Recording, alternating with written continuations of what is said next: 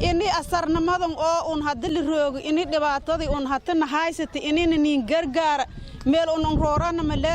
awlaadun usukor waayelka qabna sariitana nin saaranya araga haytan masaakanti intii la roogda dadkan ayaa ah kuwa ka soo hayaamay deegaano hoos yimaada gobolada Bay iyo Bokool waxaana laga dareemayaa sida idin muuqataba waa kuwa u baahan in gargaar bini'aadanimo in loo sameeyo u baahan hasi yeeshee cabashadooda ayaa xilligan waxa ay tahay waxyaabaha ay gabaad kaga dhigan lahaayeen guryaha maadaama la gaaray xilligii roobka iduna baaq u diray hay'adaha gargaarka iyo qaybaha kale ee bulshada roob xilaa rajeel roog baada ma haysan meel hatta yaro una bari galana ma haysan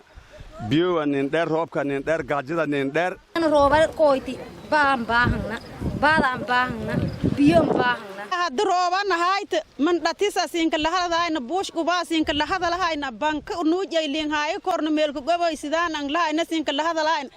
ini bari iriidi nin gargaartano gargaar ilaahay ka fadaane oo ku mugoosaba ka barayna hiraabti iyo nay dhatiyo ini gargaarna nin sheeno balaaskana nasiyo mugo dhegdaana layla galno roobka inaan mas'uul aan haysanin baha aan haysanin waxa oo ayaga samafal oo aan soo gaarin hatta hab yaraatee mid aan jirin oo hadda haysanin wax unan iyo waxa asharan haysanin oo hadda inta ku joogan waxa u baahan dadka walaalaha ah baayida biyaha walaalada waxa u baahan raashin musqul roobka ay ku asharan dhammaan dadku waxa u baahan oo gargaarkooda loo soo sii hadda roobku daa wiilooda marka dadkaas waxa u baahan dadka walaalaha muslimiinta ah gargaar oo aad u dhow